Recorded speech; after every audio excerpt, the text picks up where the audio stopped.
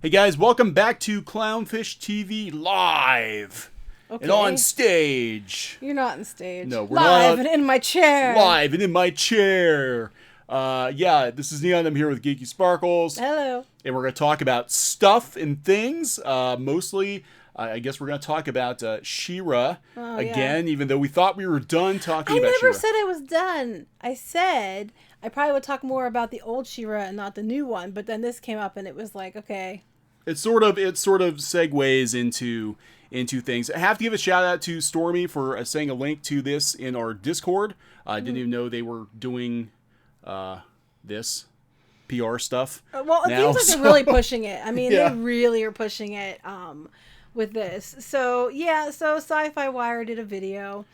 And basically it was just having Noelle Stevenson draw the Best Friend Squad. Best Friend Squad.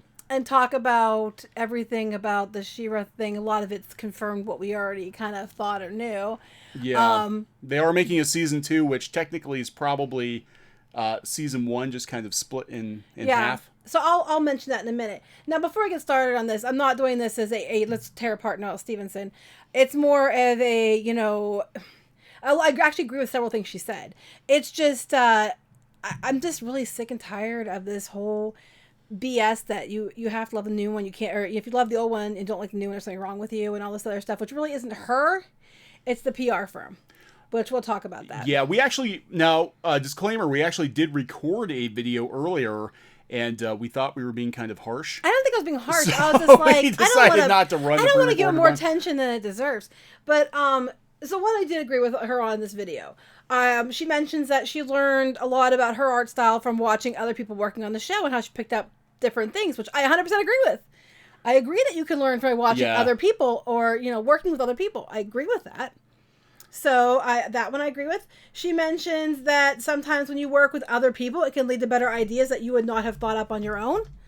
100% agree with that as well. Yeah, I think that's actually something that, now I will say that, in this case, in with her interviews and stuff, she seems to have matured a little bit since her Twitter days, her Twitter trolling days. Trolling which is what I didn't like her for that. I mean, I most of the problems we've had with as far as the media with the show have not been her, have been media outlets behaving as they usually behave.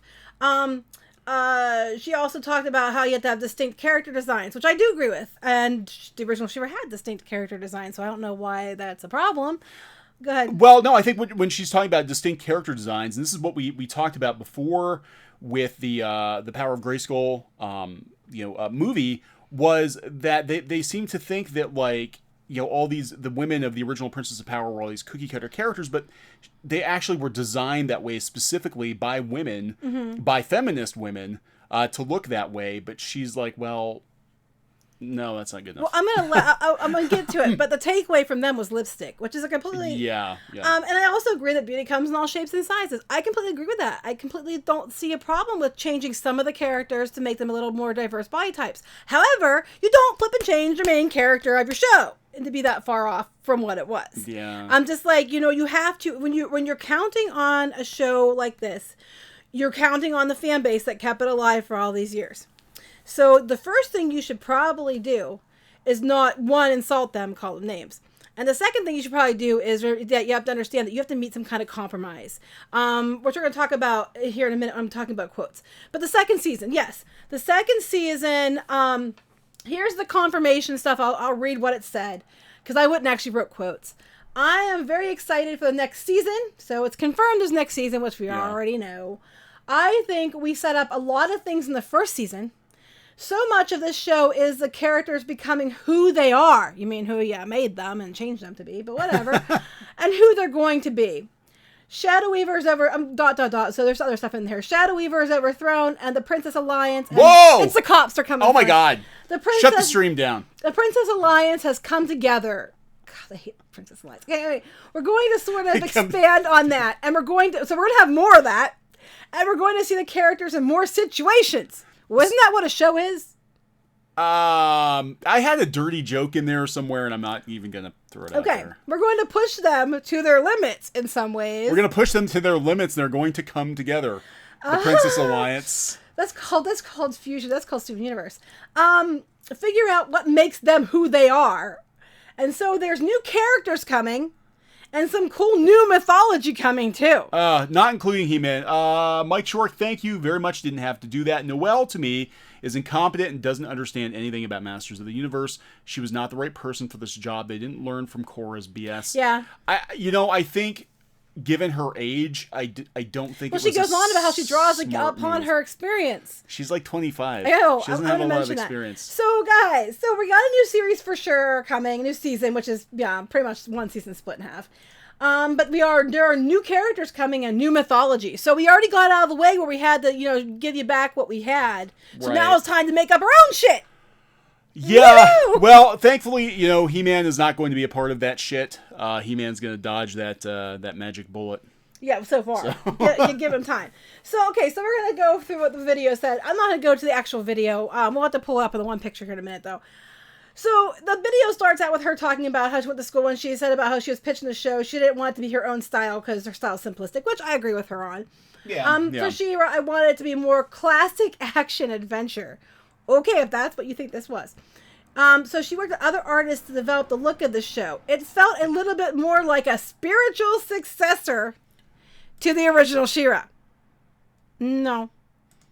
I'm sorry. I went and looked up to make sure I was not incorrect. Spiritual successor means features many of the same elements, themes, and styles as the source material, thereby resulting in it being related or similar in spirit to its predecessor. This is She-Ra in name flipping only. Yeah, it's not tonally. It's nothing like She-Ra. It's more like Steven Universe or, again, trying to be Avatar, but not Avatar. I mean, it's not She-Ra. We got the wings on her chest piece there now on the shoulders. The symbol in the middle. We got the skirt. We got the long hair and the cape. But the new version looks like a boy. I'm sorry. I don't care how much you say it doesn't. It looks like a boy. Go ahead. What were you saying? And he doesn't wear lipstick. If you weren't going to assume when they didn't tell you what the pronouns were, you would automatically assume it was a he. Mike Shork, again, this podcast brought to you by Mike Shork. Thank you. Didn't have to do that. $2. Let's hope DreamWorks doesn't kill any more 80s shows. Oh, give him time. So this is the spiritual successor to She-Ra. Okay, you go ahead and keep telling yourself that. But okay.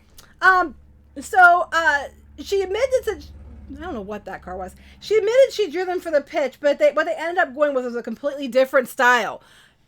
Yeah, because your style doesn't look anything like anyone would work for She-Ra. Go ahead. Thank you, Hunky Chunky Funky Monkey. Oh, that's just fun to say. Hunky Chunky Funky Monkey. Why do people take on these properties without actually researching the original? Is it laziness or arrogance thinking their version is better? I think in this case, we've speculated before. It almost feels like Noelle Stevenson had an idea for another show. I really think that's what happened. And DreamWorks said, hey, we got the rights to She-Ra, so let's get your peanut butter and my chocolate, and your chocolate my peanut butter, and we're going to come up with this. That's spiritual successor, because on the one on the left, is so much like the one on the right. Okay, so what else was said in this interview? Okay. I feel my own... Okay, we talked about the art style evolving. Okay, I think all the characters have, like, a little bit of me in them. Okay, so this goes to the whole idea that I was joking that these were all her OCs. And, because here's the thing. When you write, as a writer, when you write and you write any character, you're going to put yourself in the characters because you're writing the character and you're drawing from what you know. So, of course, you're going to write yourself in the characters. Where it becomes a problem is when you are working on established characters. Yeah. Because when you're a good writer who's hired to work with established characters, understands that established characters are established for a reason. They already have a history. They already have a way they sound, a way they think, a way all those things. You might have a little bit of you inadvertently in them because it's going to happen no matter what you do. But your main goal is to stay true to that character, which is apparently something that all these people in today's, these new shows and comics and stuff seem to forget. Yeah, they don't understand, they want the fame that comes with working on established IP. They want that leg up. But it's like a fanfic. I got it now, bitches. Here we go. Yeah, they want the brand recognition, but they don't want the fandom that comes with it. They want the responsibility. They want it to be theirs. Okay, so with great IP comes great responsibility. Amen.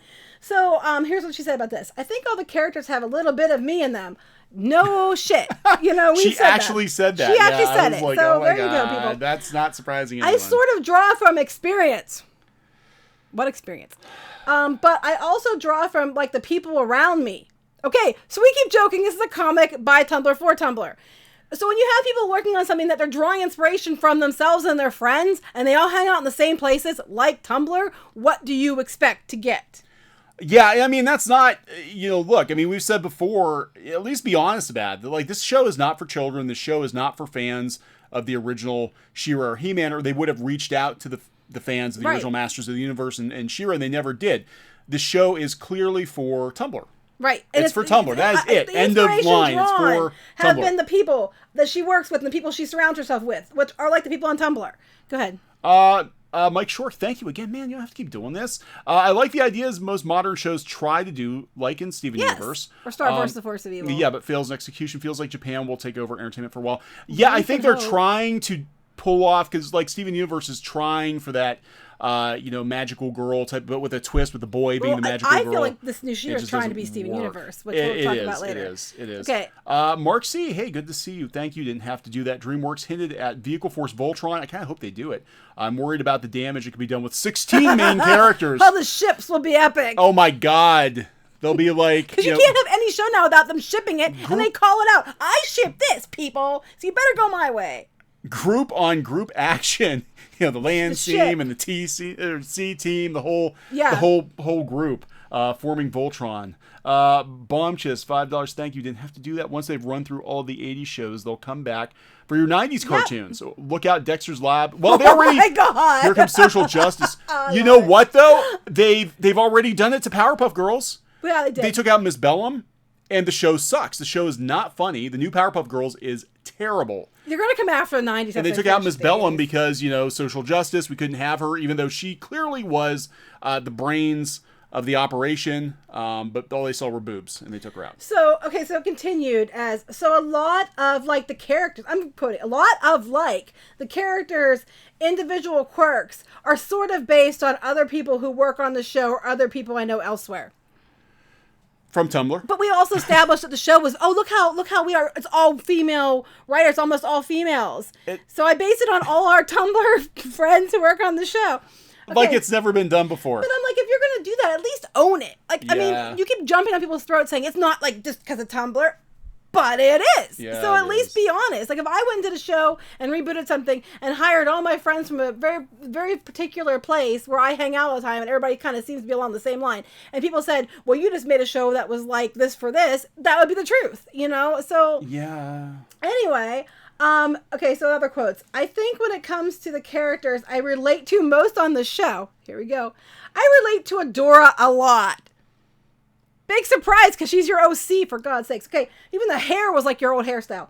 And her sort of drive to be the best she can be, and her constant anxiety that she's not doing it right. She uses anxiety a lot. Go ahead. Yeah, that kind of, I'm torn, because I think a lot of these Tumblr artists have anxiety issues, obviously. I have anxiety issues, but I don't project it onto everything I do. But I think anxiety sometimes, I think some people use it as a shield. Like, you can't say anything to me or the eggshells will break. You're just being mean to me because I am these minorities, or I am this. I have anxiety, and you're gonna push me past my limit. It's gonna be your fault. Yeah, and that's kind of like, that sucks, because at that point, like, you can't give any honest criticism, or you're gonna send them into like some sort of depression spiral. Right.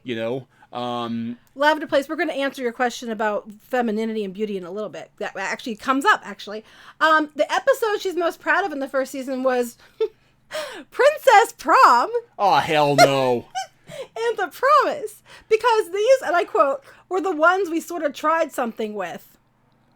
I'm like, you mean that everybody else already tried, like Adventure Time and Steven Universe and all these other places that have already been doing it? But go ahead. Yeah, I think that's how the show got greenlit. I honestly think, when the show was greenlit, it was like at peak Tumblr, and Tumblr people had been sort of taking over animation, stuff like that. And Stevenson just happened to be the right person, the right kind of person at the right place at the right time. DreamWorks just happened to have this IP laying around, and they said, let's put a Tumblr. Steven Universe is a big deal. Let's put a Tumblr person on.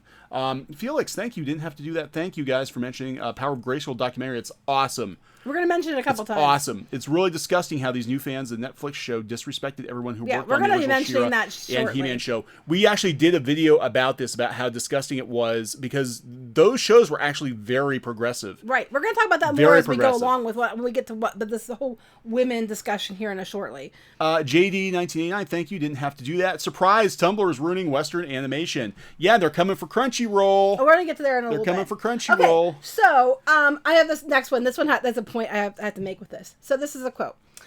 It's the people that's what makes it special. And I think that's what the show kind of is about. It's about no one can do this on their own. You need to work together. You need friendship. Okay, a couple things about this. One, the power of friendship beats everything. Two, what makes you think the original show didn't have the power of friendship, didn't have people coming together, and didn't make it important? And three, if your whole purpose behind this is about the people, and your purpose behind this is about working together and being friends, and having friends and being friendly makes you a more powerful team, why the flippin' hell did you try to start a fight with the old fans to begin with? Yeah. If your point is friendship and cooperation, right? Why the flip have you been behaving this way? You can say fuck. Go ahead. My mom's probably watching. I already got yelled at. Why the fuck? She's not watching. She will watch. Go ahead and answer these, and then we'll talk about James Cole, thank you. Didn't have to do that. Feels like She-Ra is the best thing DreamWorks can get with a budget of $5, a Walmart gift card, and a handful of pocket lint. Okay.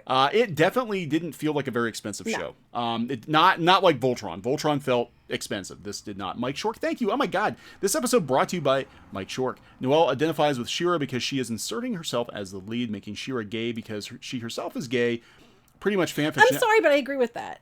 Now, they haven't confirmed that She-Ra or Adora is gay, but clearly, she keeps saying she identifies as Adora. Adora's just like, she even said in the interview that she was like, pushing this, she was going to push this whole, different, like her being a lesbian agenda in there because she herself is one. And she even said that in the interview. But they had other lesbian couples on the show already. I know, I'm just saying.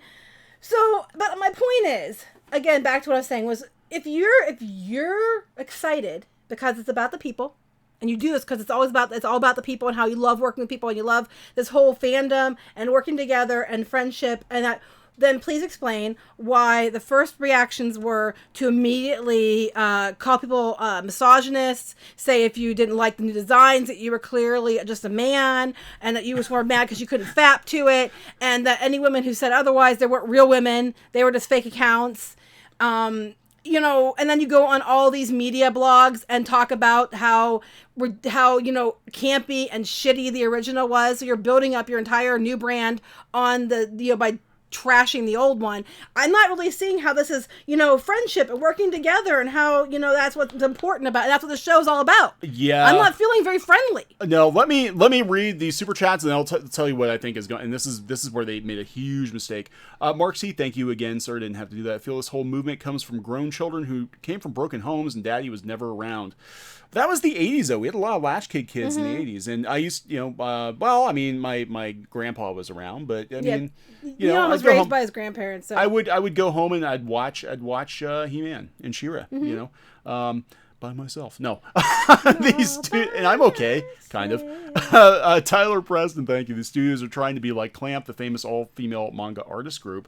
Geeky, you got any more terror experiences with male feminists? I'm sure. Give me time. I'll think about it. The year is young. It's a whole new year. I'm sure I'll be getting some. Mike Short again. Also, it's SpongeBob and Ed and Eddie's 20th anniversary. Oh, okay. So to celebrate the 20th anniversary of Ed and Eddie, you need to go out and look for Rebecca Sugar's. If you can find it. Dirty pictures of Ed and Eddie. And there might actually be pictures out there of Ed, Eddie, and SpongeBob. What was your opinion of what I said before that? We're gonna have to read or go our opinion first, then do that. Okay. My opinion is that they went looking for a fight. I think right out of the gate, the media, the PR firm, they went to the friendly media outlets. They went to the outlets they knew were going to be receptive to this kind of work. They shut out and shut down the old school fans. They never made any effort at all to reach out to them. And the thing is that their go-to immediately was, we knew you wouldn't like it. Well, okay, why couldn't you reach some kind of compromise? If you knew it was going to, if people were going to be so upset by it, why didn't you just reach some kind of compromise where maybe you didn't such drastically change an iconic character so much so that it was going to cause a backlash? Meet somewhere in the middle if friendship and people were so important to you. Yeah, I know. It wasn't. They had a plan of attack. Phase Man, thank you. Didn't have to do that. Hey Neon and Geeky Sparkles, what'd you think of the Voltron I still got to watch it all. I know what happens. I know what happens. I loved that they brought Vehicle Voltron, or at least teased Vehicle Voltron, because I'm one of the few people who actually likes Vehicle Voltron, I guess. I just think it was kind of cool. But Mike Short, again, thank you. Didn't have to. That controversy sells doesn't seem to work anymore. Okay, so anyway, yeah, it's almost like they right out of the gate they were like, let's attack the fandom, let's leave them out. Here we go. Now we get into the problem with femininity and what makes women feminine. Okay, here's where it all comes down. This is where it all goes down. Okay, so here's where it goes down. Okay, guys. So obviously there's been a lot of discussion. And the way she said discussion, she had this nervous giggle, like eye roll type thing going on. Obviously, there's been a lot of discussion around the redesigns of the characters. It's an interesting challenge taking these characters and sort of reimagining them. Well, I'm sure it is. I'm sure it is an interesting challenge having to do that. I'm sure it's a difficult challenge. I don't disagree with her on that. The original was heightened but fairly realistic, and she's talking about the stylized facial expressions and how it was very, realistic. And they wanted to find a way to simplify these characters, and how do you simplify them and stylize them? It's interesting, especially with a cast of mostly female characters, because we are used to seeing female characters cartooned in a very specific way. Not lately. Not lately. There's been a lot of cartoon shows with girls not cartooned in that specific way that you're clearly indicating without coming out and saying. Yeah. So this is where it gets funny. So the fact that our characters don't have lipstick a lot of the time. Why do we feel like a female character doesn't look like a female character unless they have lipstick? Your takeaway from people not liking it was that they're mad because She-Ra doesn't have lipstick. Yeah, that was her takeaway from this. I couldn't believe it. I was like, are you sure? So her, with all the controversy around the designs, that's what she's left with is, we didn't put lipstick on She-Ra. Well, what goes on, but look past this. I'll let you read this first. But are people telling her people's problem with the new She-Ra design is that she doesn't have lipstick? Because I never saw that complaint anywhere, but that's the first one she goes to. Go ahead. Brendan Gallagher, thank you. Did not have to do that. Adore has to be gay. Their version didn't include any straight males.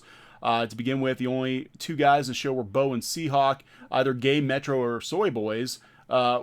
Which no straight female wants. Now, what did we say last night about Mitch the bitch? Doctor Who? Okay, we're going to talk about Doctor Who later, but there is a very sort of beta male character introduced in this episode in the first 10 minutes, and Geeky's like, oh my god, I would never date this guy, and his name was Mitch. I'm like, yeah, it's Mitch. I wouldn't have. I was like, wow, this guy's I've got more balls than this guy. I am not a beta male. So I don't know. Am I? No, tell me my opinion, please. Tell me what to think. We know I'm the alpha male here. So the takeaway was lipstick. That was the takeaway. She's like, because we didn't put lipstick on the characters, they're we're pushing boundaries. Right. We're pushing boundaries. Then she goes on to discuss how characters look different, which I agree. Character silhouettes should look different so you can identify them quickly. I 100% agree with that. When you're doing a story or you're doing it from a visual standpoint, your characters should be identifiable. Have different aspects about them that make them identifiable. I agree. Go ahead. Felix, again, thank you. Did not have to do that. It's annoying that this She-Ra has this undeserving blanket of security, because what is continuously pushed is the different body types, race changes, and lesbian undertones. Agree. That's the shield. And the thing, you go against it, you're against the fat people. You're against LGBTQ. You're against you're a racist. You know what I'm saying? And if you criticize the show, my anxiety is going to kick in, and I might hurt myself. She didn't say that, but she brings up anxiety a lot.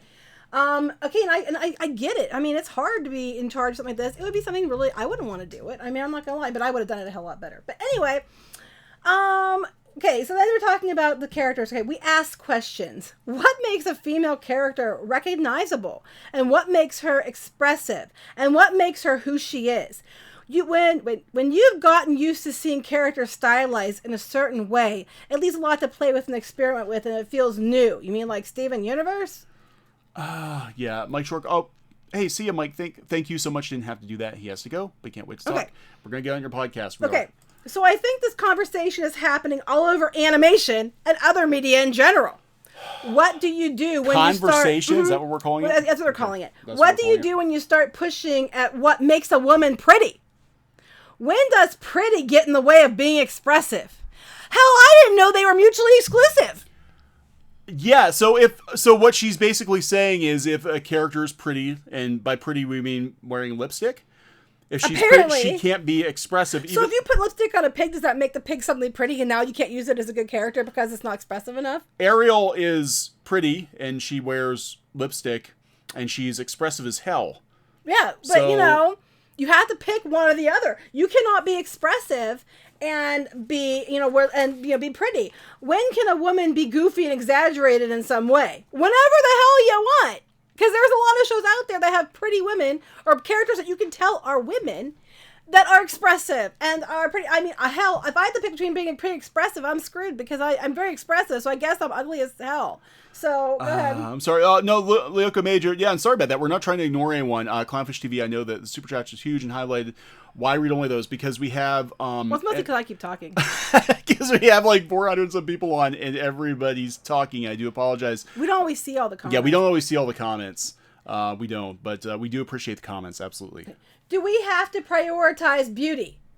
Well, here's the thing. When you have a character... Okay, I'm going to talk about this for a minute. This goes back to that documentary on Netflix where the way She-Ra looks was the way she looked for a reason. There were women involved who went to that they actually designed She-Ra and the other characters. It was designed by a woman. And then the toy line was designed by women, and they had to fight to get their approval for their thick thighs and their not model pretty body and not model pretty face. So when you constantly go on about how the old She-Ra is problematic and she's just about being pretty, that's like a slap in the face to these people who fought for her to be more than pretty. Yeah, it is a slap in the face. We talked about that. We did do a whole video on the Power of Grayskull and everybody that was involved with that and how much, like agonizing they did, creating She-Ra and the look of She-Ra specifically. They talked about, making sure she wasn't too fat, too thin, whatever. Yeah. She was a realistic, she was athletic. Wanted to find out what are female traits and then go with those inherently female traits. Well, hell, I'm sorry you don't like that in today's day and age, but that's what she was. Go ahead. Yeah, and again, it was really heartbreaking to see that the PR people be like, well, hey, this is the first. We've got a female showrunner and almost all female staff working on a show with almost all female characters. But it's been done before. It's been done many times. Even the original Masters of the Universe, if you watch The Power of Grayskull, which is an amazing documentary, you will see that the showrunner on both seasons of Masters of the Universe are two, and they're both women. Mm-hmm. One of them was bi. They had a lot of women working on the show. They had a lot of very progressive people working on the show. They actually joke that Filmation was the gayest place in town. Yeah. And, those shows were very progressive, and to see them...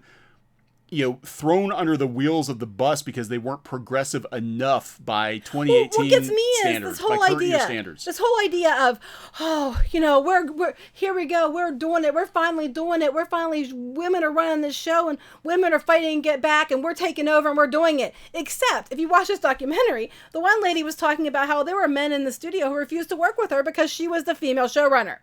I really doubt they're having that much problem. They're having made problems on this show currently because that's not a problem anymore. These people faced actual men undermining them, walking out, all that stuff. They're not facing that now. So stop making it sound like you're on an uphill battle to win when it's already been won years ago, and you're reaping the rewards of that.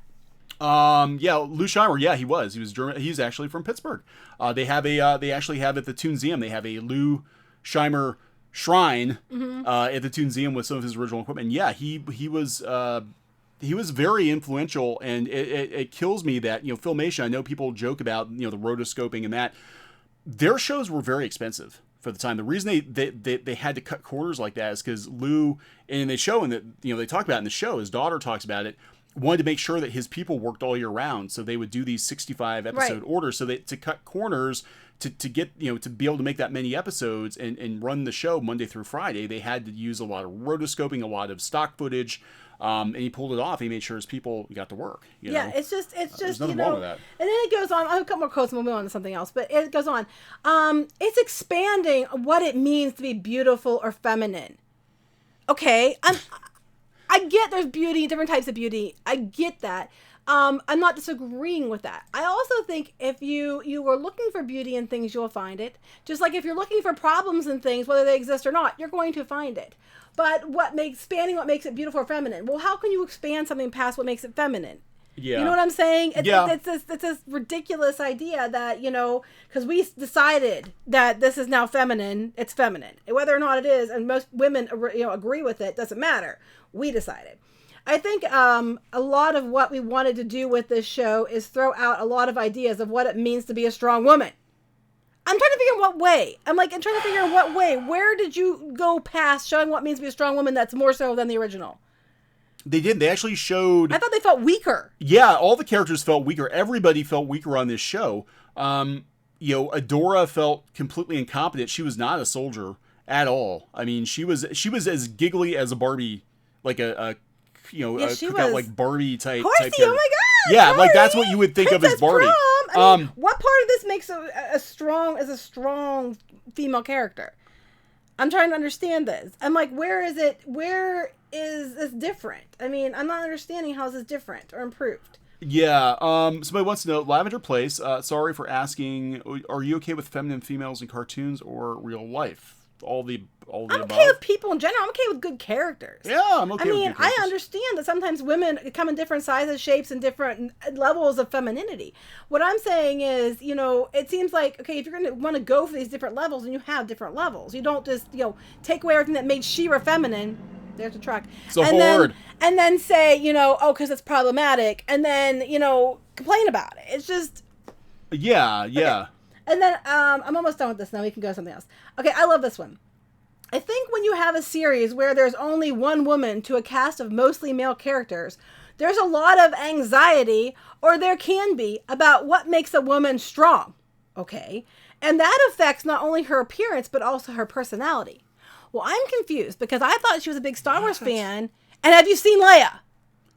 Yeah, in fact, again, this goes back to, okay, so to be more progressive, we'll talk about the Leia situation here later in the show, but Leia, they actually made her a weaker character in The Last Jedi by bringing more female characters in that were supposedly stronger than Leia and knocking her ass out for the most of the movie. Mm-hmm. Originally, she was original Leia. Character. I mean, back in the day, her look wasn't dependent on the boys around her. Her way she behaved wasn't dependent on the boys around her. She could hold her own with them. She flippin' choked Jabba the Hutt to death because he put her in a metal bikini. How dare he? Yeah, I know. I would have choked him to death for the same thing. But I'm just saying, but no, female characters, they're just...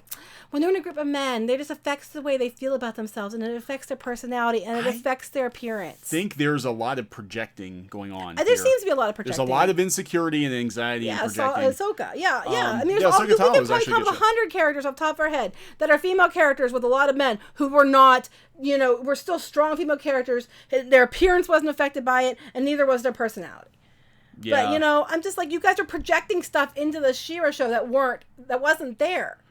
And I'm not going to go to the comments. I was going to go to the comments, but it was typical stuff you normally think of. Someone complained, and immediately they were, saying they should go back to their cave, and it's because they're a man. Yeah. And you can't sexually do stuff to these characters. I'm like, well, you can sexually exploit these characters too. People are doing it on the internet all the time, except now they're underage. But yeah. Thanks, Mark. It's always good having you in the chat. Go have a Holy's Whaler. I don't even know what that is, but it sounds. I think it's a good thing. The sandwich. I'm assuming. Okay. But if it's not, have fun with your whaler. It. So whatever it is, have fun. So that was basically what this is about. I do agree with several things she said about, that are like generic things. Like when you write something, you're going to put some of yourself into it. It'd be really hard to reinvent a character that's well known. Beauty comes in different shapes and sizes. You learn from working with others. Those kind of things I totally agree with. But I'm so tired of being told that we're bad people because we don't like the new one. Yeah, and again, it's like they already know what the go-tos are going to be, and I think that's what made me really upset about this particular situation. Was there was zero attempt to reach out to the original fans at all. Like, I mean, they could have gone to PowerCon, made a presentation. They didn't do it. They could have. I mean, they're working on the show for years. They could have tried to get old school fans on board. They didn't do it. Instead, right out of the gate, they're like, "Well, people are going to hate this new She-Ra because she doesn't have lipstick and tits." Yeah, and it's like because she's a strong woman, and you just don't understand what makes women strong. I'm like, I've known lots of strong women, and not every strong woman was pretty. Some of them were expressive. Some of them wore lipstick, and some of them didn't. But there are to try to say you're going to define it on one show and that the other show isn't is ridiculous. Because you keep trying to say there's so many different types of strong women. Yeah. Why do you insist that your show is one showcasing strong women and the other one doesn't? That's what I don't get. And I don't blame her so much as I blame the PR. I think, I blame the PR. I think, I mean, to be completely fair, Noelle Stevenson has chilled out considerably. I think, at least from what I've seen of her in interviews, she seems to conduct herself in more professional. She's been professional. I'm not saying about her about that. She's not the one trash-talking the original voice cast, like the dude that plays She tried to be very diplomatic in this, I think. I think she is a product of her time, a product of her culture. I think, coming from Tumblr culture, I think she, is just sort of like doing what she thinks is right by, what I'm saying, based on what she knows. Yeah, based on what she's been told. And what she's surrounded with. She's out in LA. And Tumblr, when you put yourself in an echo chamber of that, you're gonna project what you hear, and you're gonna just, and you're hiring all your friends from the same place. It's gonna be that way. And then, we're going to talk about it later, but about the media. Imagine that the friendly media is going to just go along with what who their friends are, what perks they get, or whatever. And I mean, this whole thing has been a media nightmare because you don't come out and attack the old fans. We have a show based on strong women and friendship and power togetherness and how fandoms should stick together, and then we shit all over the old people. Yeah, and that's old fans, not old. Well, people. And that again, that is the PR. That is the PR people coming right out because I mean, the way to do it would have been like, hey, look, this is a reimagining of She-Ra. You may or may not like it, but we want to try to get as many old school fans on board as possible. And it was just immediately they're we understand if you don't like it, and it's okay if you don't like it. You like the old stuff, we'll like the new stuff. We'll all get along. We'll hey, we're all gonna be inspired. But instead, they continuously shit on the old show. Shit on the fandoms, shit on anybody who had any complaints. And again, I will say that in all of this, Noelle Stevenson actually has been pretty even keel. I mean, I have questions. I questioned her decisions, on the show, but she has not been actually out there verbally attacking people. She's not Ryan Johnson. She's not out there attacking people. I was thinking about this, and they keep saying one of the go-tos is, it's for new people. It's for kids. It's not for you. It's to inspire the younger generation. And I'm all for inspiring people. If you're inspired by this new show, that's cool. Go you. I have no problem with that. I guess what my problem is because of these people that are inspired by the new show, you're supposed to respect that and appreciate that. But if you don't like it, and you were inspired by the original because you were a kid when the original came out, or you watched it when you were older, but it inspired you, and there was something about She-Ra that you loved and were inspired by, that is shit all over. You're not allowed to be inspired. How dare you? Our inspiration counts, yours does not. And it's like, respect ours, we can't respect yours. They want to respect when they don't give any. I think and again, this comes back to the cultural thing where, I think that generation, especially the Tumblr crowd from that generation, and someone else, and I caught at the corner of my eye some of the comments, and I do apologize, guys, again, because the comments are whizzing by so fast, and we're trying to talk to each other here. But that people in their 20s don't respect people from the 80s, from the 70s, and I think this is basically just like ignorance. They're like, well, if it's old, it's bad because everything old is bad and sexist. But we have to make it better. Even though She-Ra was a progressive show for its time, it's still bad because it's more than 10 years old. Anything's bad if they're by their standards. Go ahead. Brendan Gallagher, thank you. Did not have to do that. When they pitched She-Ra to Netflix to give them money, do you guys think the writers told them exactly what they planned to do with the character? I think this was a joint between DreamWorks I think the DreamWorks executive, whoever she is, had a basic idea of where she wanted to go with it. I think Noelle Stevenson I almost get the vibe she wanted to pitch a different show. Yeah, I almost feel bad for her a little And they bit. sort of like stuck them together and like put the She-Ra coat of paint on this other show. And I think Mattel might have actually stepped in at some point and tried to at least get them to. But it's so weird now that Mattel won't have anything to do with this. That's just weird. Muppy, thank you. Didn't have to do that. Can we call the new one Sherry or maybe Squee-Ra? Squee-Ra is good. Squee-Ra is good. Ship-Ra. I call it Ship-Ra. Squee-Ra, because Squee to me seems like, oh, I love it, Squee. I wouldn't put Squee with She-Ra if it was me, but that's just me. Yeah. But I mean, I almost feel bad for Stevenson in a way because I don't think that I mean, she made some bad choices. I totally admit that. But if she's being told lipstick is the main problem here. I'm not sure. What the hell is telling who what there? Because lipstick was not the issue. Well, she talked about in the video too. She said she pitched now Stevenson's actual her actual style is very, very different. This is actually how she normally draws, like this. So she said she pitched it with different artwork, and I'm thinking to myself, like, is this what She-Ra could have looked like? And did Mattel maybe step in and say, hey, could you not make the characters look like this? I think if it had just been her show and it wasn't She-Ra, and it was like, like you said before, like the Best Friend Squad, Princess Alliance, or Princess whatever. Power Club. I think it would have been okay. Yeah. I think as soon as you insert something that's iconic like She-Ra into it, you better flip in at least, make it more like the original than they did. And I think that's the problem. And then the attitude just was balls. Go ahead. Yeah, and it's just a sad situation. I mean, it really is. But it was created clearly for Tumblr, by Tumblr, and Tumblr has latched onto it, and I think that's as far as it's going to go. I don't think kids are watching it. I forgot to read this one that kind of ties into what this person said. Go ahead and read that, and then I'll read her one. Oh, no, I just said I'm 23 years old, but used to watch the original She-Ra, fell in love with it. She-Ra inspired me, and I grew up the 80s. Classic She-Ra made me want a rainbow unicorn. Well, I was going to say, one other thing that was a quote from this is when they were talking about beauty. We love beauty. We're all about the glitter, rainbows, and the pretty ponies. The pretty ponies. We were joking earlier Crossing about like when you have an IP, you're a caretaker of a mantle, and you might be able to clean the mantle, make it brighter, or make it darker and dirtier, or whatever. But you still have the mantle, and it has to mostly stay intact. But it feels like they got the mantle and they just went and bejeweled the shit out of it, and painted it with rainbows and threw some glitter on it, and it was like fabulous. And it's just like it's not even the mantle anymore. I don't know what the hell it is now. It's like they turn it into something completely different. So yeah, it's just, I mean, this is what they keep doing, and they keep bringing. I think like sparkle. The biggest mistake I think they keep doing is they bring people into be caretakers of these franchises with existing fans, and a lot of times these people despise the fandom.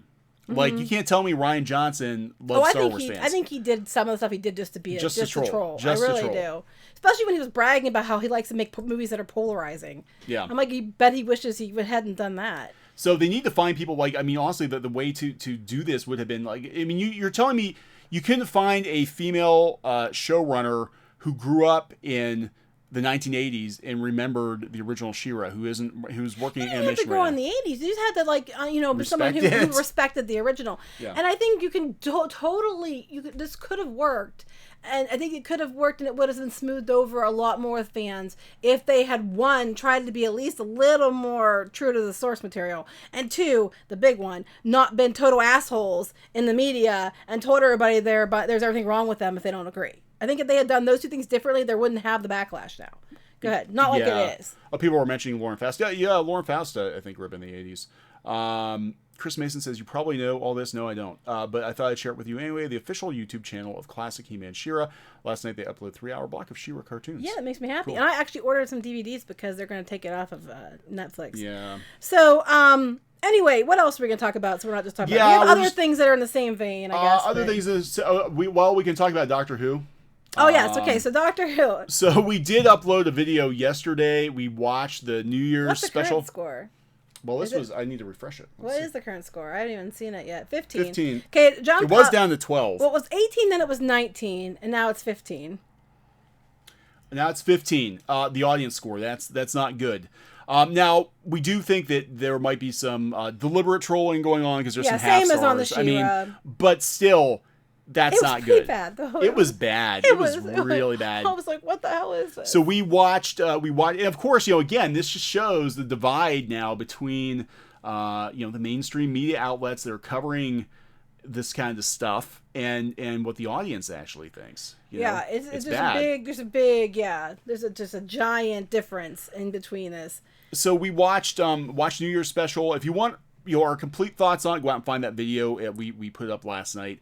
It was dumb. I mean, I don't know how else to put it. It was just dumb. It was just a dumb show. It felt like a completely different show than it was supposed to be. Yeah, it was like two shows smushed together that didn't make... It felt more like a docudrama something more than it did a sci-fi fantasy adventure show. And then they had that element going on where they had a whole lot of talking in coffee shops like they do in Marvel Comics, and then it was juxtaposed with the really schlocky like sci-fi channel movie of the week type. I mean, there was a freaking scene with the Dalek attacking an army that felt like it was a freaking Sharknado. No, but it was so funny because I'm going to ruin this because it's too funny not mention. It doesn't ruin the show, but it's hilarious. So the Dalek, who gets missiles out of, who knows, a barn. The Dalek went to a barn to build himself a new body, and suddenly Dalek has missiles.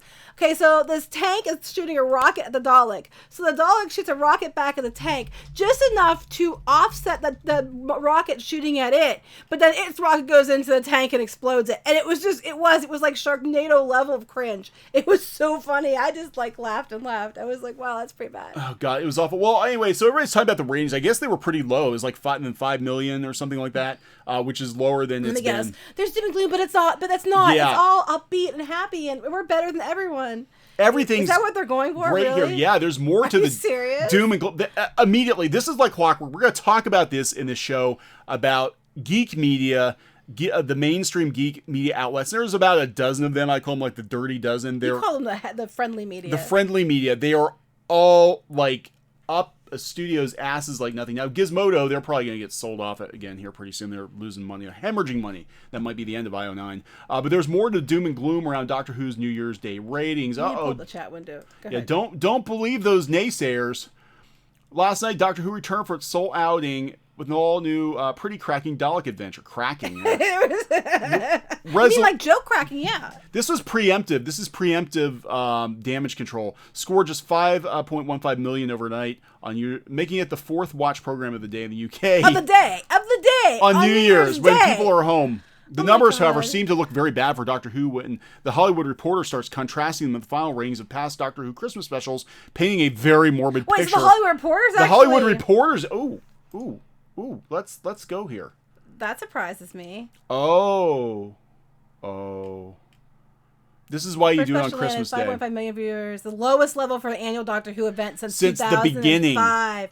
Oh wait, but I thought it was just people like you didn't know your stuff and just wanted to be naysayers and just wanted to poop all over it because you can't stand female doctors and strong females. Oh God, here we go again. Now they have to explain how the UK television ratings work. I've gotten this lecture so many times, like, you don't understand how TV in the UK works. I'm like, does counting and arithmetic work differently in the UK? Because I'm seeing that, 5 is less than 7, 7 is less than 8.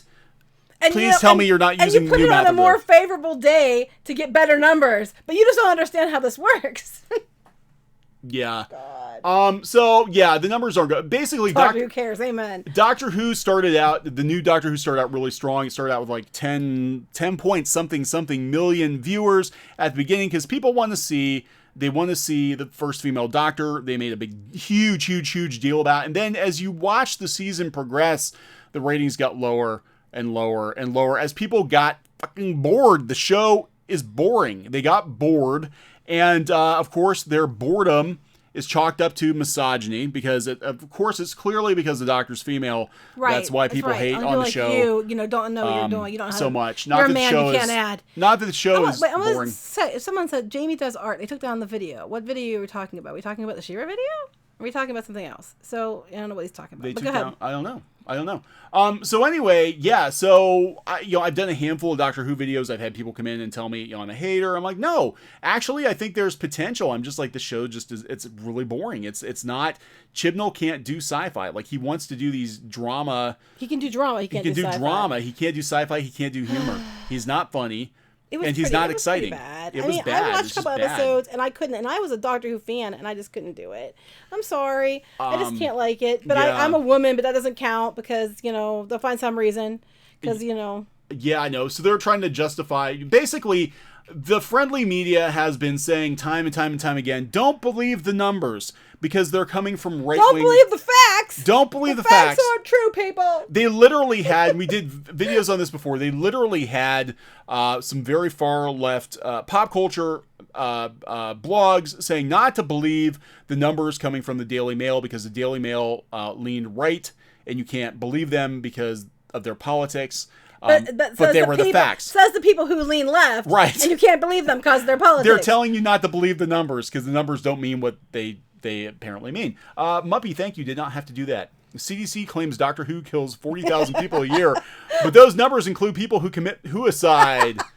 That was worth $5. That was worth $15. That was actually worth $5. That was awesome. Yeah, it's just like I'd never seen anything like it where... Well, no, I have. I've seen it with Star Wars.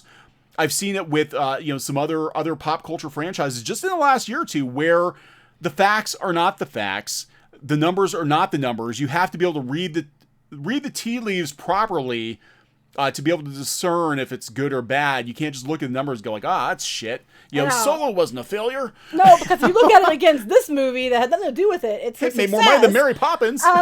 These days I call Doctor Who Dr. Y. I don't disagree with you. I don't know. Can you believe that there are SJWs who think Neon and Geeky are on the level of shitlords like Razor Fist? Well, we're not shitlords. We're more like shitlings. Overlords. Shitlings, maybe. Shitlings? We're not really shit. Yeah, Overlord. I like Overlord. I prefer Princess.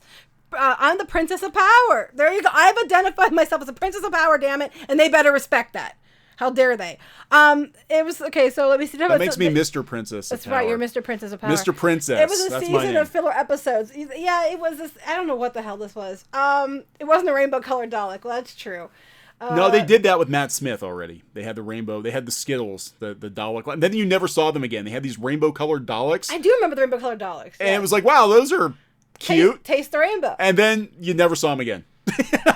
Like, then she took on one Dalek and barely could do it. Oh my God, that's what pissed me off about this. All of her predecessors took on freaking Dalek armies. Even Peter Capaldi took on Davros, right? And effectively took on the Daleks. She runs into one Dalek and she loses her shit. And she's completely incompetent. And she almost gets Ryan's dad killed by sucking him out in an airlock, and pretty much everything. She just kind of bumbled her way through the episode. Oopsie! I might have let the Dalek get away. So I'm still trying to think. It's funny that people think look that at my we're funny like face. These, isn't that cute? We're like these, like these hard ass whatever. Okay, yeah, you go ahead and think of that. But I'm like, if you want the fandom to take the first female Doctor seriously, she has got to be a badass. Hell, put Missy in there. Missy would have love Missy. I actually liked Missy. She would have dealt with the Daleks more effectively than this Doctor did. I actually thought I thought Missy. I thought it was great. I thought it was when they had them together, Missy and the Master together. Oh God, that was. Same person. I was like, oh my God. And they're dancing with each other, and he's practicing putting on mascara. So he did. No, he did. It was like he's like practicing putting on his makeup, and I thought that was hilarious. That was so great. Okay, so compare Capaldi's swan song, to this. Even Capaldi, like, look, his seasons were uneven. A lot of the episodes were boring, but I still wanted to watch more. I would watch them when I could get to it. It wasn't like with Matt Smith and David Tennant where I had to watch every episode as it came out. But with Capaldi, I still watched every episode. Mm-hmm. And with Jodie Whittaker, I checked out after 6 or 7 and just popped back in for the New Year's special and was colossally disappointed. Someone said you cast Jenny, the real Doctor. So I agree. I thought she was pretty good.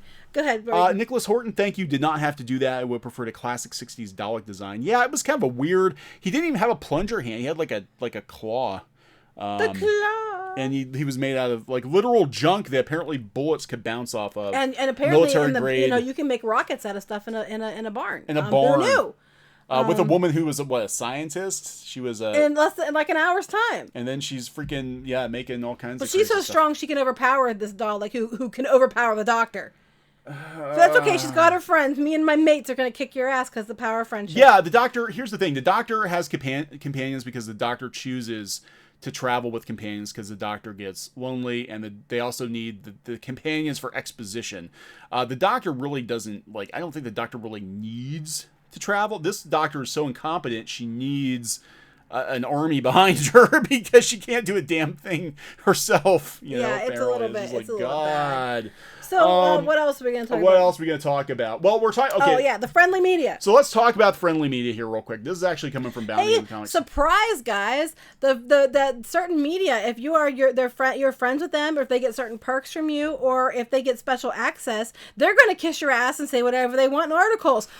Wow, who mentioned this before many times? Us? Yeah. So I'm not going to go into this too much. Zoe Quinn, of course, she was a figure in Gamergate. Yeah, I'm not really that familiar with That Gamergate. does not make us Gamergate trash, but I'm saying she was a controversial figure, and a lot of the controversy had to do with the journalistic integrity and all of that. So apparently, and then this isn't just to single out. This isn't to single out Zoe Quinn. No, I'm saying this happens all the time. This is We've been normal. calling this for a while. Yeah, this is not a situation exclusive to new. Water. In the other news, water is wet. It's the same thing that happens every day. Yeah, this is not a situation exclusive to Zoe Quinn. This is how the comic book industry works. This is how we're seeing the animation industry works. This is how the gaming industry works. Where, hey, Tara. Go ahead. Yeah, hello. Hey, I didn't have to do that. Caesar, Joanna Lumley from Red Nose Day equals Best Femme Doc. Yeah, they actually did a parody of Doctor Who like years and years ago, and I think Stephen Moffat wrote that, and it was actually pretty funny. Anyway, so Zoe Quinn was basically caught having a friend write a puff piece review for her of her new comic, which a lot of people said was pretty terrible. I haven't read it. I don't know. Newsflash, this happens all the time. This is not, and again, this is not... That's why we call it the friendly media. So, yeah, this is not a situation that's exclusive to Zoe Quinn.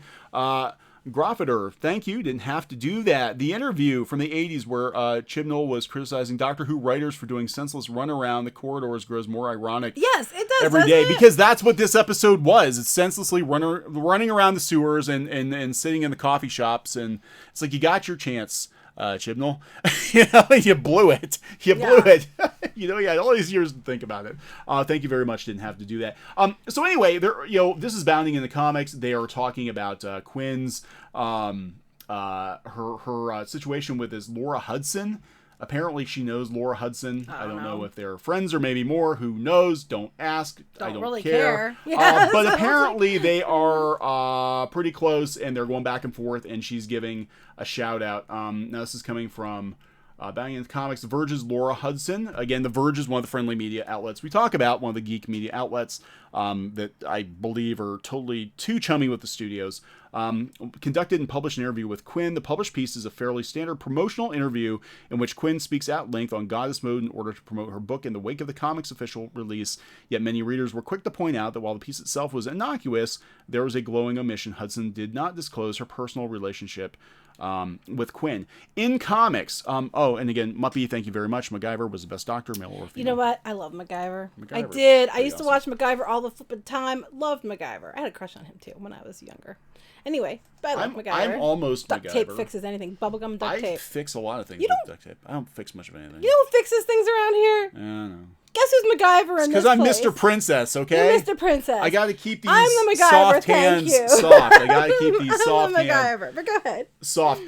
No, this is actually people are like shocked by this. This is now I know Quinn got into trouble with the gaming community because of this sort of thing, but this is very normal in comics. Everybody knows everybody else. This is why you see the same like half dozen journalists, quote unquote, going out and attacking. This is how you get 100% in Rotten Tomatoes. This is how you get 100% in Rotten Tomatoes because there's like a dozen pop culture outlets. You've got Nerdist, you've got Verge, you've got Sci-Fi Wire, you've got IO9, Bleeding Cool.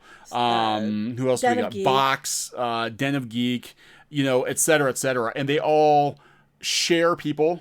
They all talk to each other. And again, it's a very, comics especially, pop culture is very small. community. I think Nerdist is probably one of the worst offenders personally, but that's just me. Muppy, thank you. Didn't have to do that. Terry Nation wrote several episodes of MacGyver, including a sort of Dalek episode. I'm trying to remember that episode, but I watched all the episodes, That so would I actually probably be pretty know cool. it. I do like MacGyver quite a bit, actually. The Doctor has a mullet. I love MacGyver. Doctor MacGyver's has awesome. Say what you will, but MacGyver mullet. kicks ass. Could And you he imagine does it what- in a nice way. Could you imagine what he could do with the With Sonic no suit over? guns. He does. Well, the Doctor, no guns. Yeah, He's, so I'm he's all just saying. Sonic. So yeah, this happens all the time, and this is especially in comics. I mean, you've only got a handful of comic book blogs that are actually worth anything, and most of the people working for these comic book blogs, they want to work in comics. So they're not going to piss off the publishers. But they want to keep their access to they be want their able access. to get like early previews of things to keep their hits up. So I'm like, you're not going to say something bad to take away your, gravy train. I mean, obviously you're not. Because it used to be you could do a fair piece. And I've actually done reviews for things and they actually said, please be honest. We can't grow if you aren't honest. And I respect that because, Yeah, and but it's just the way it works. I have It's just, MacGyver music in my head. the MacGyver theme song is in your head. But this happens all the time. I mean, when we were in comics, when we were circulating in the scene, like I could tell you who is connected to who for the most part in comics. Like this person knows this person from here and they worked with this person over here. It's just the way it works. It's and I'm definitely not excusing it. I'm saying there's a reason we're having the problems we're having in comics right now because it's too chummy. I think Right. everybody is, they want to be best friends club. Best friends club? And mostly it's opportunism. They want to make sure they don't piss people off because they want to go running to people for a job. JD 1989 says there is no objective journalism anymore. No, there really isn't. Either you are sort of on one side of the fence or the other politically, which seems to be the case, or you're sort of, the news outlets are sort of bought and paid for by Right. studios or some other corporation. And it's basically just a pissing match. Is it Barone 888? She-Ra's going to get season 2, yes. Yes. We already kind of figured, but it was kind of pretty much confirmed on a video that there will be a season 2. She said there will be a season 2. Go ahead. Well, somebody said about abusers protecting abusers. The comic book industry is also a very small community. And like I said, everybody knows everybody. And if there are people doing bad things in comics, I guarantee you people know about it and they're not saying anything. I mean, this is like people know when it comes out that somebody's a creep. They knew. Somebody knew. They're going to say they didn't know. It's the bullshit. too small. They knew. It's too small of an industry. They know. But they keep it away from the press, or the press knows and they don't say anything because they don't want to piss off. I mean, that was like the dude at Dark Horse that was like, creeping on people. Everybody knew. They had convention stories about this person, and same with Eddie Berganza at DC. Everybody knew. Yeah. Everybody knew. They just didn't do anything about it because comics won't attack itself. It won't attack itself. Tyler Preston, for all the jokes made about Power Rangers, at least they take dangerous situations seriously, more seriously than the current Doctor. So what are the BBC's excuses? Budget cuts, I think, because it doesn't feel like a big sci-fi show anymore. This didn't feel like budget cut theater. Like they're deliberately doing these episodes without all the, the typical villains that put you in a situation that feels like there's real danger because you have to pay extra money to put that in, CG, all that. And this episode really felt like that. Like, we've got a Dalek, but we're going to hide him under a coat so you don't see him. Yeah, right. Because that would cost more money. And then when they show the Dalek looks like a freaking off the shelf, like some high school college kid put the CG together. It looked like, it was worse than the first season of Doctor Who. I wouldn't offend high school college students. No. There's high school college students because there might be something out there to do better. But you look at like even the first season of Doctor Who, they had the face of Bo, which was amazing. They had some monsters that were amazing. Mm-hmm. The Daleks back then looked really badass, and the bronze Daleks, I love them. But now it's like, it's just like budget cut. I'm sorry. Gene the Machine. George Carlin as the next Doctor and his companions are Bill and Ted. I actually would have paid to see that. Oh my God, I would pay so much money to see that. I would actually pay for that. Or just make Keanu Reeves the Doctor. Why can't we have an American Doctor? Yeah. Oh, that's how dare you? Sacrilege. You think they're mad about feminism and She-Ra? You bring that up, and they will sacrifice American you Doctor. to something. Oh my God! Well, he's Canadian, isn't he? I think he's Canadian. Oh, close enough. Anyway, okay, so that's what's So it's really hard with everybody's so surprised by the comics journalism and how it acts and protects the comic book industry. It's an organism. It's like they're all, like I said, everybody knows everybody.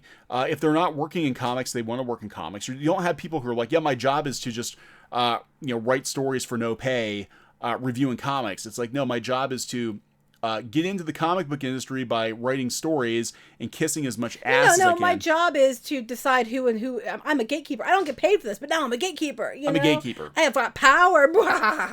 Sorry. Yeah. 80s totally awesome. Hello, guys. Geeky Late. Hello. Hello. I look at my Netflix and I'm completely ashamed of the 80s garbage they dig up. Well, yeah. I mean, seriously, the 80s docu suck so much. Cartoons they remake. Trash. I didn't see that, but that kind of scares me. Anyway, go ahead. Anyway, so we want to move on. I just think this was kind of an interesting situation here, but yeah, everybody knows everybody. I mean, everybody knows everybody, and same with the people who are constantly attacking the Comicsgate situation. Like you can draw the lines and you can connect them to people in the industry. Everybody knows everybody. I feel like it's one of those tests when you're a kid where you had to take like words on one side and word you had to draw a line to connect them, how they matched. So it's like a weird flow chart. 6 degrees of Kevin Bacon. Yeah, it's like a weird flow chart. I do believe that there are people in the comic book industry that are like the Kevin Bacons, that like everybody is connected to them somehow, and that's why this kind of stuff happens. Okay, so this is you were. I hadn't heard this one yet. You were. I haven't either. I just pulled it up. Okay. So Carrie Fisher's brother confirming that Carrie Fisher will be in the movie for more than a couple of seconds. So apparently they're going to write the movie to suit... There'll be a lot of Leia. A lot of Leia. There's a lot of Leia. So this is coming from the Mary Sue, again, another friendly... Well, they're not very friendly. Friendly media outlet. General Leia Organa and Carrie Fisher have some unfinished business. After the passing of our princess, Carrie Fisher, and the fact that her character was still alive, yada yada, we're gonna dig up this stock footage, this leftover footage that wound up on the cutting room floor, and we're going to bring her back that way.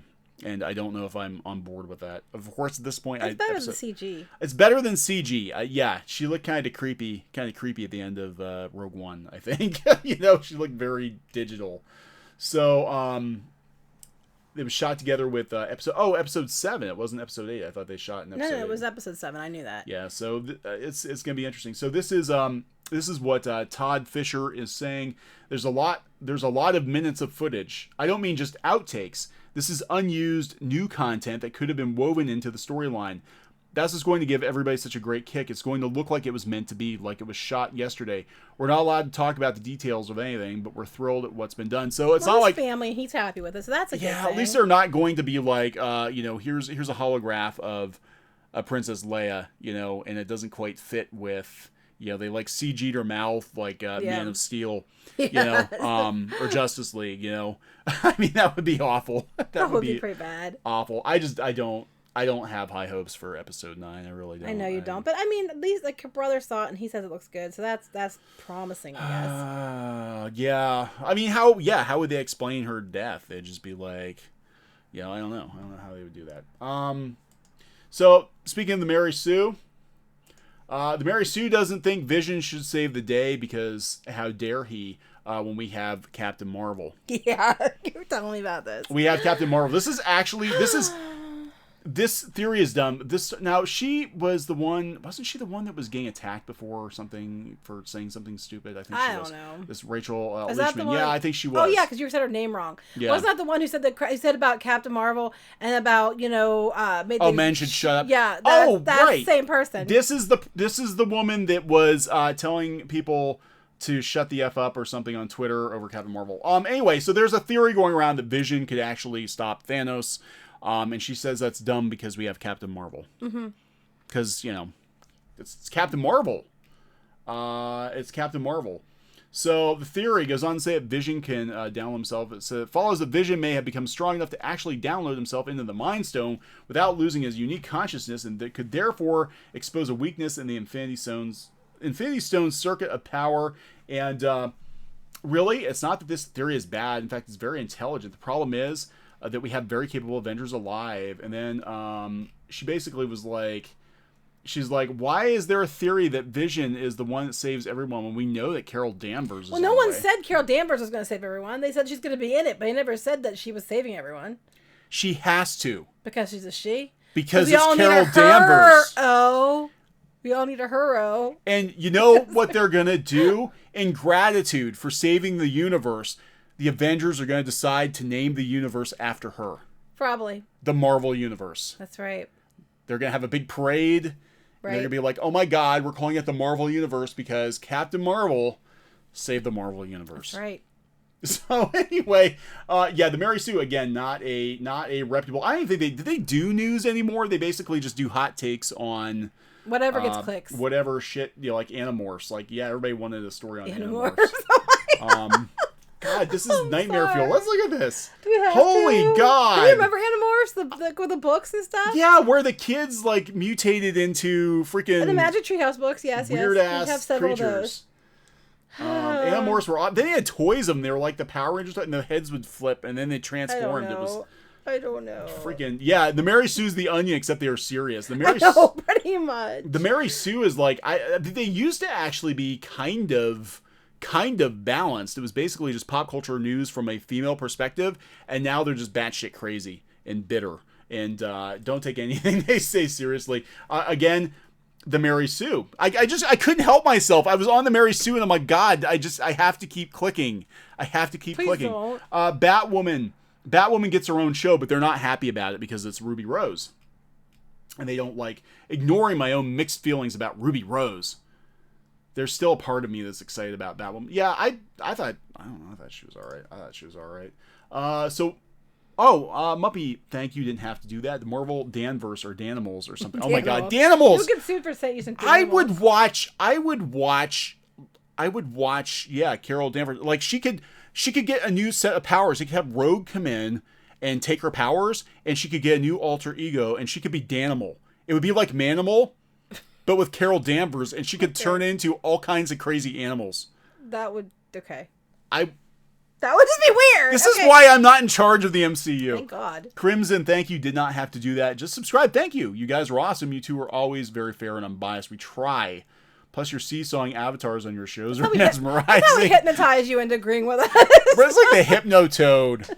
Must agree with everything we say. We try not to be fake news. We try to be as fair as we can. I mean, I'm sure we have our biases, but we do try to be as fair, when we can be. Go ahead. What else were you gonna say? I don't know. You all lost me on Danimals, but go ahead. Yeah, I want there to be a movie called Danimal. We were gonna talk about Hulu.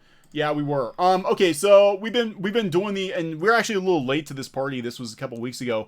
I'm busy. Yeah, Crunchyroll's days are numbered. We've been following the decline of Crunchyroll, and then they had that ridiculous campaign. Stay crunchy. Gotta stay crunchy. Stay crunchy in milk, guys. Stay crunchy, my friends. Go ahead. Stay crunchy, my friends. Because they're losing Funimation, and Funimation, they have their own subscription service now. Well, they also just penned a huge deal with Hulu, which could hurt Netflix too. But Crunchyroll, between the Hulu deal, with the Funimation deal, with Netflix churning out all kinds of new shows too, and doing Lavender Place.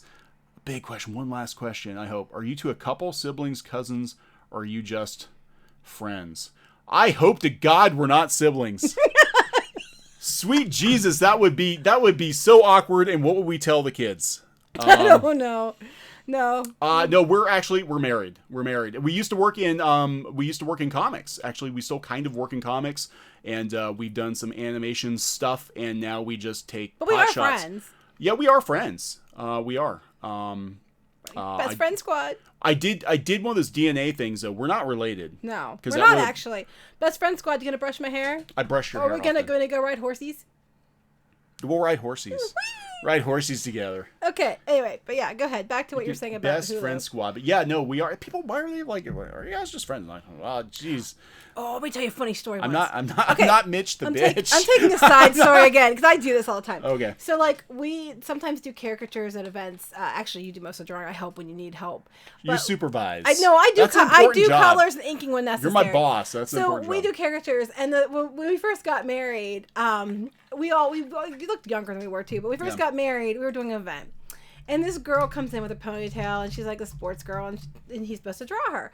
And next thing I know, I'm looking over, and she takes her ponytail out, and she's shaking her hair all over, and I'm like, are you effing kidding me? And then she looks at him, and she goes, so, like, is this, like, your sister? I'm like, do we look alike? I mean, I'm like, we look nothing alike. And I'm like, and he's like, no. But then her dad came over, and he's like, why did you take your hair down? You always had a ponytail. It doesn't even look like you now. And she was all embarrassed. But she literally shakes her hair all around. And then she's like, is she your, are you like brother and sister? I'm like, does this ring look like I'm his sister? And what was she, like 20? I don't think she was like 17 or 18. 17 or 18? I was like, I'm like, are you like his sister? I'm Do you like, hey, want to die? I'm like, hey, baby, I got shirts older than you. So I don't know how that's going to work. So there you go. And Tady's totally awesome. I'm glad you like the brushable hair video. We did that because Neon's like, we should do a video of you brushing hair. And I'm like, no one's going to like that. So maybe we'll have to do those again. Hair. Okay, anyway. I'm going to grow a beard and I can brush my beard. Old. So because you're old. No, we're not. Anyway, go ahead. Oh, I said because of probably Disney comics, but no, that like recently. I just did Disney comics like 2 years ago. Yeah. Hulu partners with Funimation to up its anime game and to help burn Crunchyroll to the ground. Anime is becoming crunchy. Stay crunchy. Anime is becoming more and more mainstream in the U.S. This means that more and more streaming services are stepping up their game. They used to have lots of anime on Hulu, and then Netflix came in and like bought everything.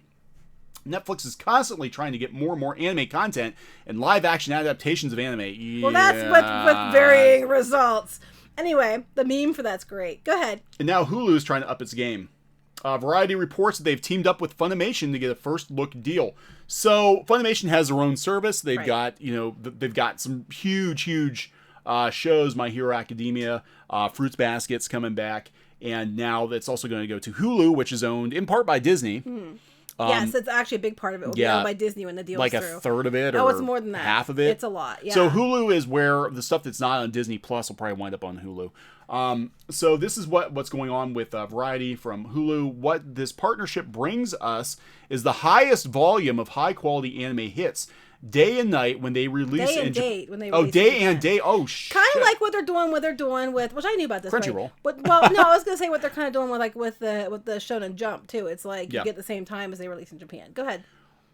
So this is huge because they used to have a lot of animation on Hulu, but it wasn't day and date. Right. They actually used Crunchyroll, and then they had Drama Fever too, which is another.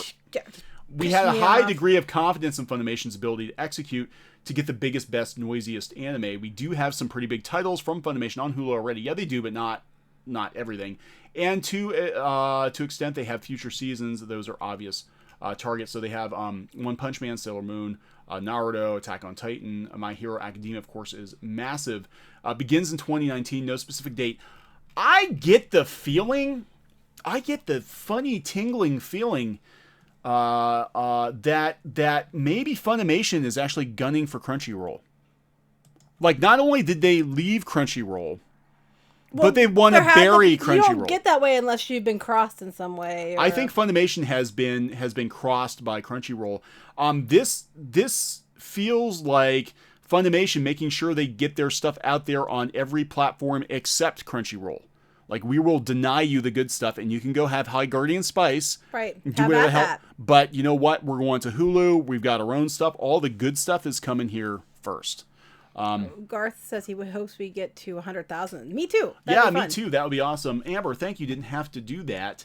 So I think Funimation's got a vendetta against Crunchyroll. That's speculation. Something's up because they had some relatively, I thought, terse words for Crunchyroll when they pulled their stuff off their platform.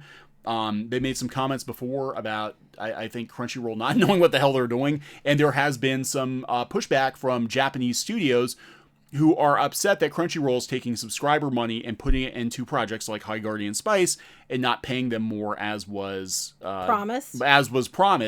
So I think Funimation might go out of their way to bury them.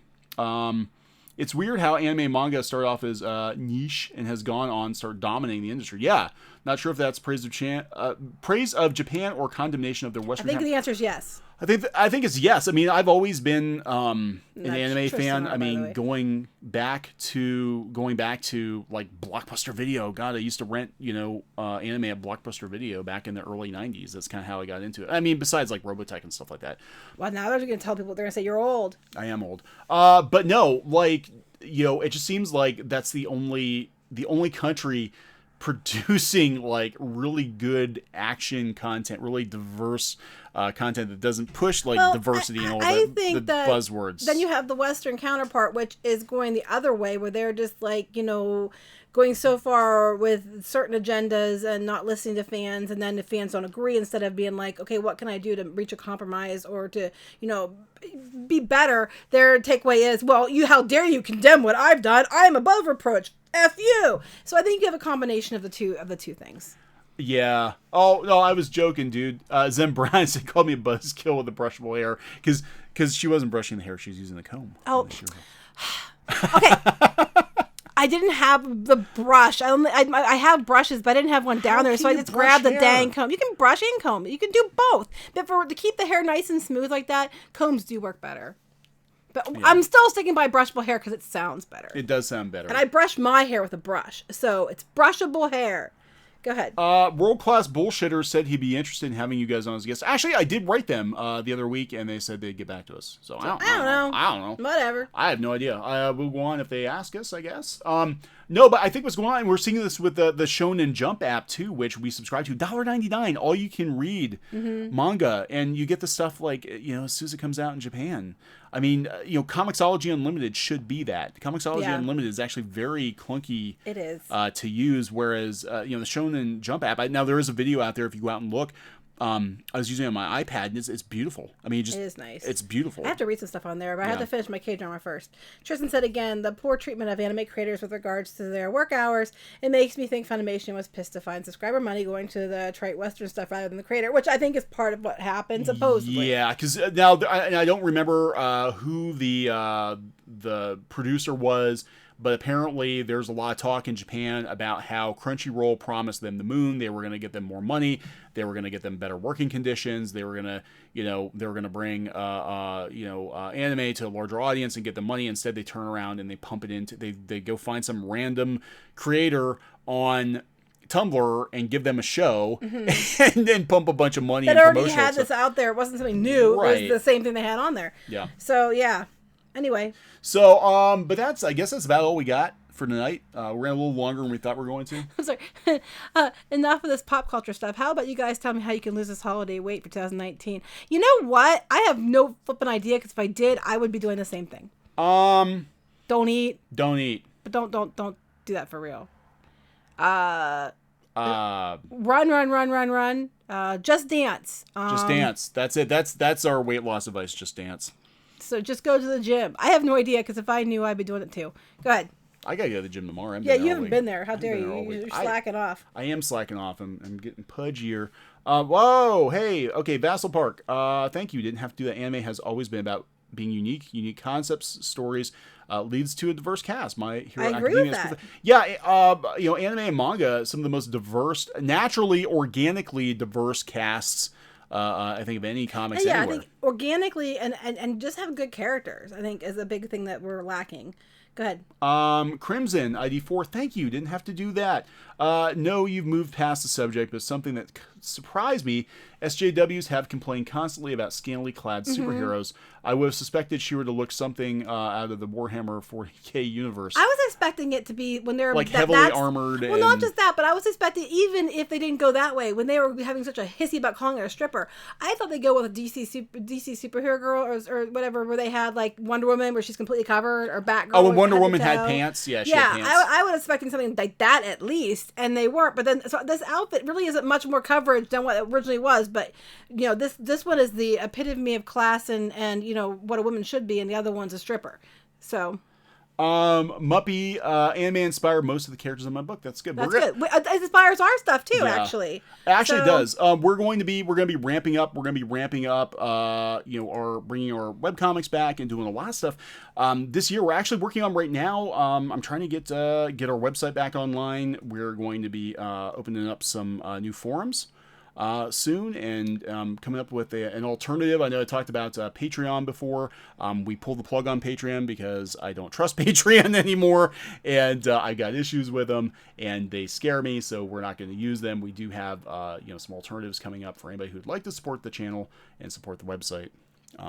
So we'll be unleashing those soon. Do you have horror stories like Toriyama working 200 hours a week with little no sleep? Well, Yeah. Actually. Okay, so I have one. Quick, but we have to go. Yeah, we'll do it real quick. Okay, so I used to color a lot of comics. And with Disney Comics, I was actually working a full-time day job and working on comics at night. I helped you. Yeah, Geeky helped big time.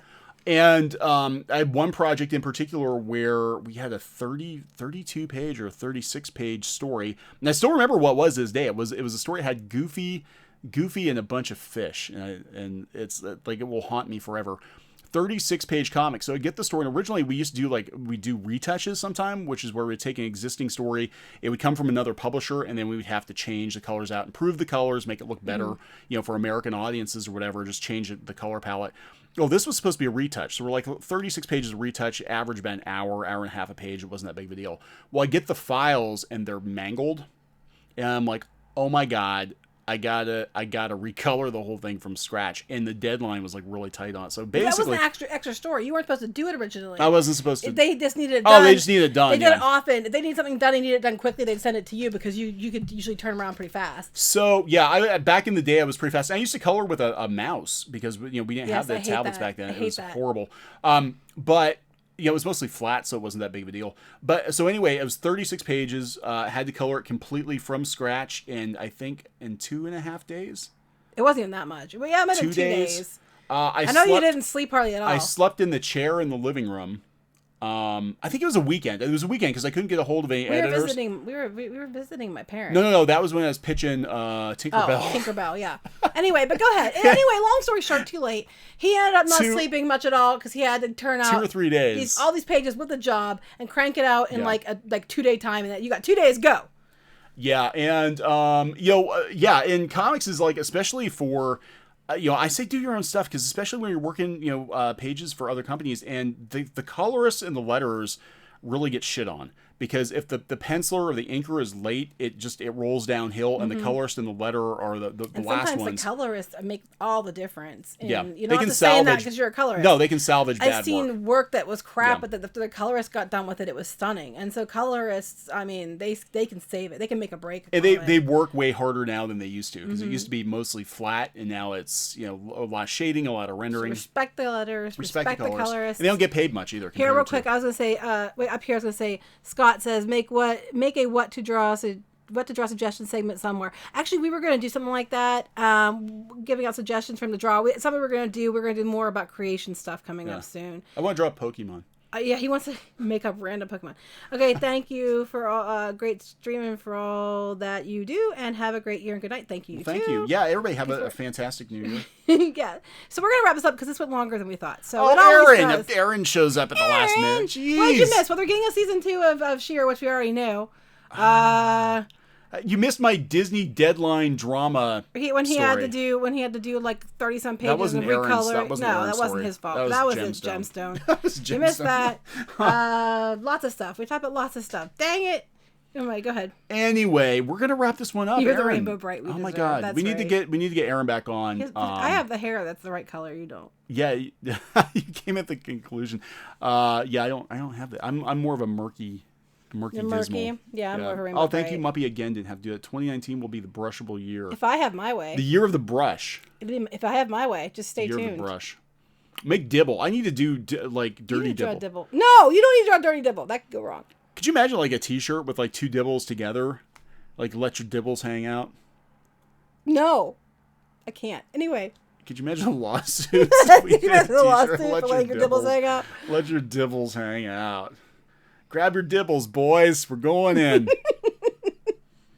We used to joke a boom that we needed shorted that said fixed for the trade. Yeah, I Fix it imagine. for no. That's what they do. A lot of times, like they just like slam out because really what everybody's going for these days are the trades, the graphic novels.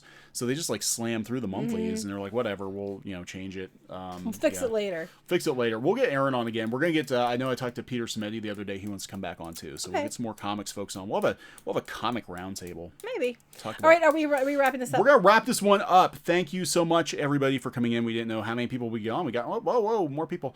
DCV Titan, thank you. Didn't have to do that. Double Dibble as Double Dragon. Now you got him. He's smiling. I still want to do Dirty Dibble. Nobody puts Dibble in the corner. Oh God. Nobody puts Dibble in the corner. I'm afraid. Dibble in your favorite 80s movies. There you go. Just start dibbling everything. Just dibble everything. We're going to dibble everything. Maybe we'll do that. That'd be fun.